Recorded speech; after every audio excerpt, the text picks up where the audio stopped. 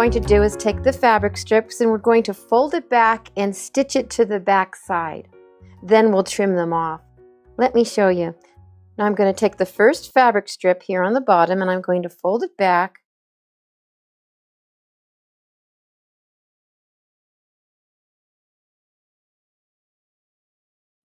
Just like so. As you can see, about maybe 1/4 of an inch or so is sticking out from the edge of the last warp thread. And I'm just going to take my needle and pull it through and give it one little tack there, just one little tack.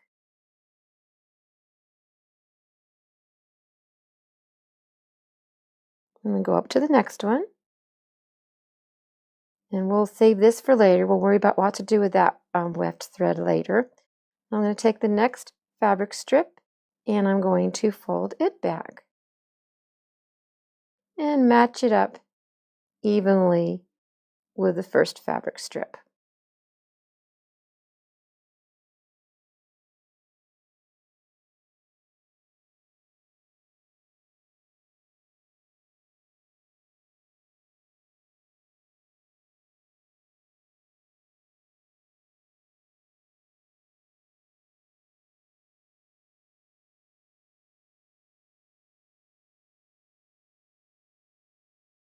And make a little tack to hold it in place.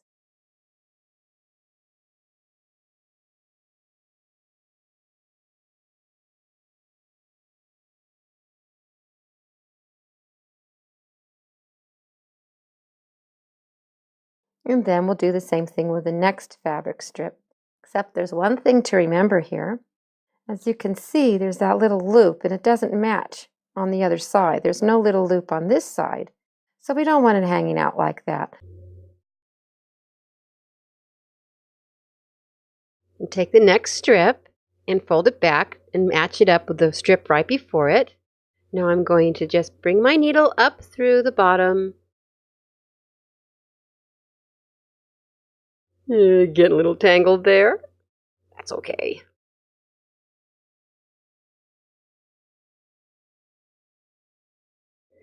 And stitch right back down through.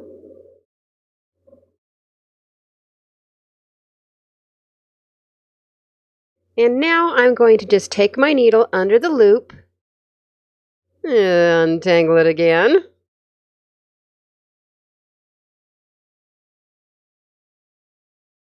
And then I'm going to tack it down, so it's going to be sewed down on the back side here.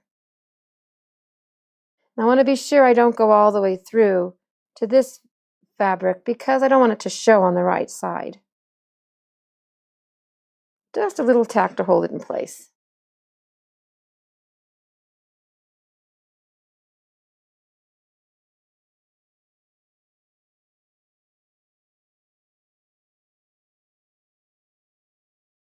And now I'm ready to go on to the next fabric strip.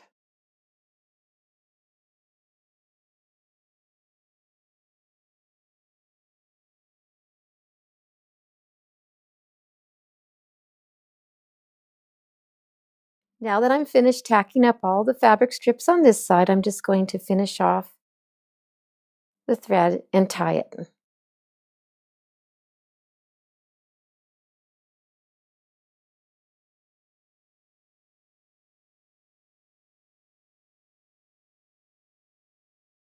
And this is how you tie it. You take your needle and you pull it through the last loop like that. And that ties it in place. Then I'm going to trim it off.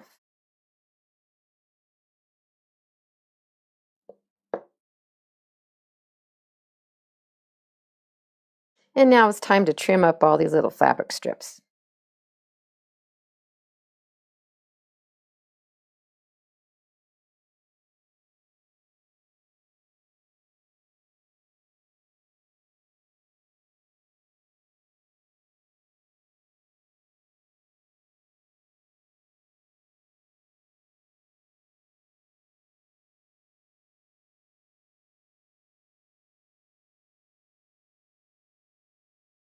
Remember, it's the back side, so it doesn't matter that much if they're all perfectly evenly cut.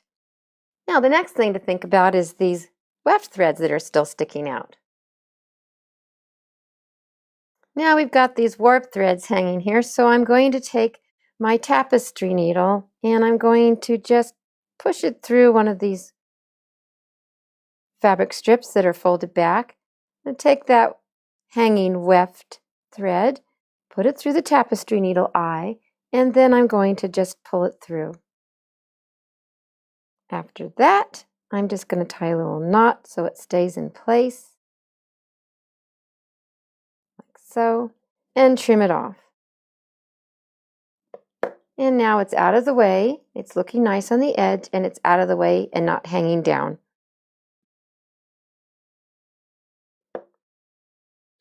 This side's all finished off, so now it's time to do the other side.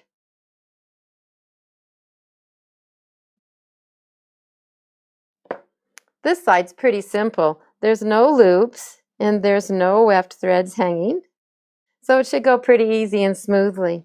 So take the first fabric strip on the bottom and fold it back.